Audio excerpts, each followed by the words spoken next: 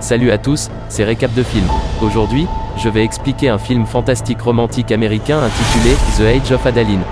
Spoiler à venir. Attention et prenez soin de vous. Aimer et s'abonner peut être simple pour vous, mais pour nous, c'est très précieux. Alors, merci beaucoup pour votre soutien. Le protagoniste du film est une femme de 29 ans nommée Adaline Bowman. Au début, elle entre dans un appartement et achète une fausse pièce d'identité sous un nom différent. Elle rentre chez elle pour nourrir son chien puis se met au travail. C'est une journée normale à San Francisco pour Adaline jusqu'à ce que son collègue remette ses archives contenant des bobines d'événements historiques. Adaline accepte avec enthousiasme de les trier et ramène la boîte à la maison. Elle installe un projecteur et regarde des vidéos des temps historiques avec fascination. Il est rapporté qu'Adaline est en fait née le 1er janvier 1908. En 1929, elle a épousé un jeune homme nommé Clarence James et seulement 3 ans plus tard, elle a donné naissance à une petite fille, Fleming.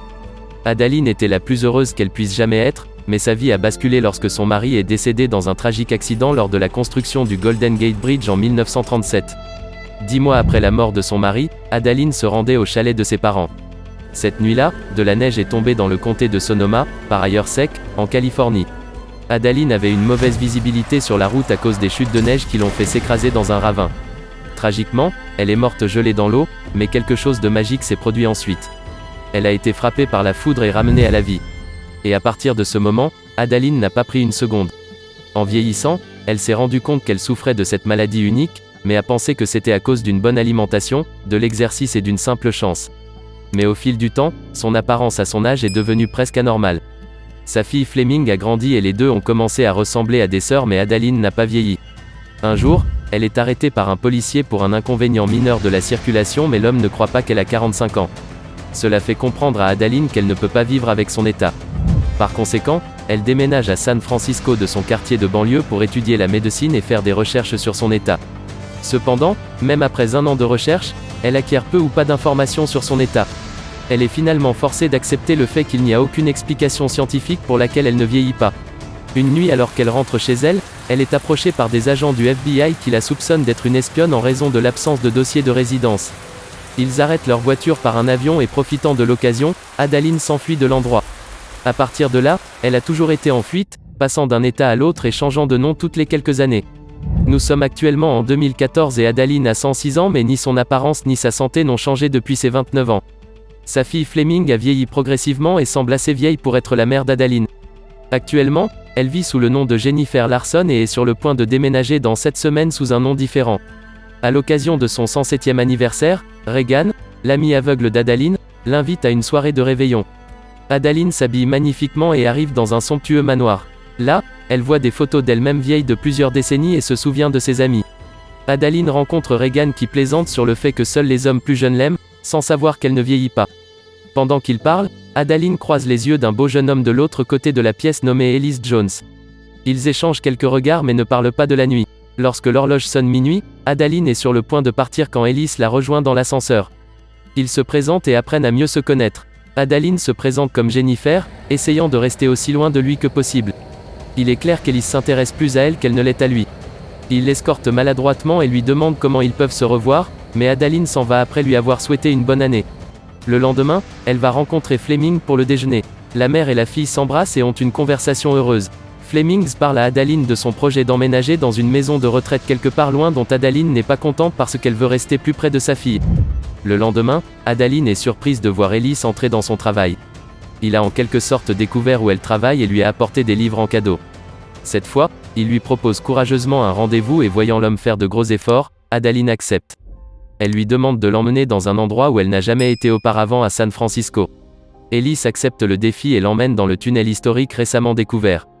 Une Adaline impressionnée lui pose de nombreuses questions, mais quand c'est à son tour de parler d'elle, elle mentionne seulement qu'elle a un chien. Avant de partir, Adaline lui fait part de son intention de déménager bientôt dans un autre état. En entendant cela, Ellis lui propose un deuxième rendez-vous et lui fait accepter après avoir raconté une horrible blague. Dans la scène suivante, Adaline se rend à l'appartement d'Ellis pour leur rendez-vous. Ellis la surprend à nouveau avec son plat innovant. Les deux ont une conversation merveilleuse tout en buvant du vin et en écoutant de la musique jazz. Ellis lui parle de son père qui est astronome et célèbre pour avoir découvert une comète inhabituelle. Il révèle également que la fête du Nouvel An n'était pas lorsqu'il a vu Adaline pour la première fois. En fait, il l'avait vue pour la première fois il y a quelque temps assise près de la bibliothèque dans une robe bleue et s'était immédiatement senti attiré par elle. Les deux se regardent dans les yeux et se rapprochent pour s'embrasser, mais Adaline s'éloigne, refusant d'agir selon ses sentiments. Elle a peur d'être proche de qui que ce soit car elle est toujours en mouvement et change d'identité. Ellis cache sa déception et lui en demande plus sur elle-même. Ces mots submergent Adaline et les deux s'embrassent enfin. Le lendemain matin, il se réveille sur le lit d'Ellis. Alors qu'Adaline se rend au travail ce jour-là, elle passe devant un parc et se souvient de la fois où un homme l'attendait sur le même banc de parc. C'était son amant d'autrefois qui voulait l'épouser, mais Adaline a dû le quitter à cause de son état. Plus tard, Adaline rentre chez elle avec son chien allongé sur le sol. Elle l'emmène chez le vétérinaire et découvre que ses reins sont défaillants, il serait donc préférable de l'abattre. Plus tard, Adaline rentre chez elle affligée et regarde un album avec les photos de chiens qu'elle a eues au fil des ans. La nuit, elle se dirige vers son appartement quand Ellis s'approche d'elle avec un bouquet de fleurs. Il lui avait laissé plusieurs messages vocaux auxquels elle n'a pas répondu, alors il s'est mis en quatre pour trouver son adresse à partir de son travail. Adaline l'informe de la mort de son chien et lui dit qu'il n'aurait pas dû envahir son intimité. Elle part brusquement après lui avoir demandé de rester à l'écart. Le lendemain, elle rencontre à nouveau Fleming et lui parle d'Ellis. Fleming conseille à sa mère de lâcher prise et de vivre sa vie pour une fois. Adaline est désolée d'avoir été impolie avec Ellis l'autre jour et se rend à son travail pour s'excuser. Les deux sortent ensuite pour un rendez-vous dans la nuit. Cette fois, Adaline l'emmène dans un cinéma drive-in des années 60. Elle explique avec passion l'histoire du théâtre à un Ellis impressionné. Il monte dans l'une des voitures et regarde les étoiles dessinées au plafond. Ellis l'invite ensuite à un autre rendez-vous chez ses parents pour leur 40e anniversaire. Adaline accepte à condition qu'elle conduise. Le lendemain, ils se rendent chez les parents d'Ellis et récupèrent la sœur d'Ellis, Kiki, en chemin. Lorsque les trois y arrivent enfin, ils sont accueillis par les parents d'Ellis, William et Cathy. Dès que William voit Adaline, il prononce son nom. Adaline est sous le choc mais le corrige en disant qu'elle s'appelle Jennifer. Les deux partagent un contact visuel gênant, après quoi Adaline prétend que William doit avoir connu sa mère. William est visiblement secoué de voir à quel point Jennifer ressemble à sa vieille amie Adaline, par conséquent, il est sous le choc quand Jennifer lui dit qu'Adaline est décédée il y a quelques années. Après que tout le monde se soit endormi, William lui verse un verre de vin et se souvient de la fois où il a rencontré Adaline pour la première fois. Il n'avait que 26 ans et elle en avait 29 lorsqu'il l'aida à réparer sa voiture. Les deux se sont immédiatement entendus et même si Adaline s'appelait Della à l'époque, elle a dit à William son vrai nom. Les deux sont rapidement tombés amoureux et ont voyagé ensemble en Amérique. Il est ensuite révélé que William était l'homme qui était sur le point de proposer à Adaline au parc, mais Adaline l'a appris et l'a levé. Elle l'aimait vraiment mais ne pouvait pas risquer que son secret soit dévoilé. De retour dans le présent, Adaline ne parvient pas à s'endormir la nuit. Au petit déjeuner, William s'évoque à nouveau Adaline et dit à quel point elle était gentille.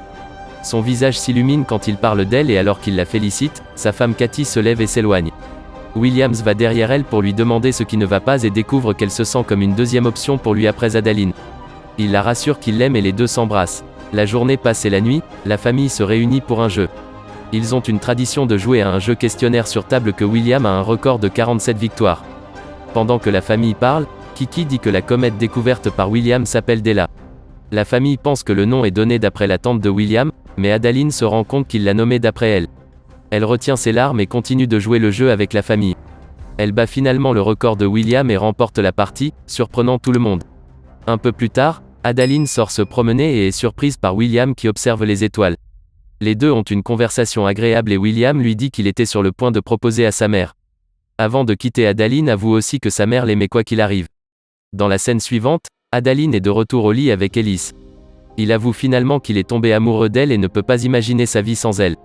Elle sourit mais ne dit pas que je t'aime en retour. Le lendemain matin, Adaline se promène et tombe sur William. Il voit une coccinelle sur sa tête et l'aide à l'enlever. Pendant qu'il y est, William remarque une cicatrice sur le poignet d'Adaline qui est identique à celle qu'avait sa petite amie Adaline. Il s'en souvient clairement car c'est lui qui lui a cousu la plaie et a même une photo d'eux ensemble où la main d'Adaline est bandée. Il la confronte enfin et lui demande la vérité. Adaline revient franchement et lui dit qu'elle ne sait pas comment ça a commencé mais qu'elle ne vieillit pas. Elle admet également que son état était la raison pour laquelle elle l'a quitté. William lui demande si elle quittera aussi son fils. Adaline est dépassée par la question et retourne à la maison en courant. Elle fait rapidement ses valises et laisse un mot à Ellis qui est toujours sous la douche. Comme toujours, Adaline a décidé de s'enfuir pour ne faire de mal à personne. Elle prend ses clés de voiture et s'éloigne alors que William essaie de l'arrêter. Quand Ellis sort de la douche, il a le cœur brisé de voir la note. Il s'habille et demande à William ce qu'il a dit à Adaline. William dit juste qu'elle n'est pas prête pour le changement. Il demande à son fils s'il aime réellement Adaline. Ellis dit qu'il le fait parce que rien dans la vie n'a de sens sans elle, même s'il ne la connaît pas depuis longtemps. En entendant cela, William remet sa clé de voiture à Ellis, l'exhortant à aller chercher Adaline. Ellis appelle Adaline plusieurs fois sur son chemin, mais elle ignore tous ses appels. Elle gare sa voiture par hasard, près du même endroit où son accident a eu lieu il y a des décennies. Adaline se souvient des fois où elle a fui la vie et se rend compte qu'elle aime trop Ellis pour rester sans lui.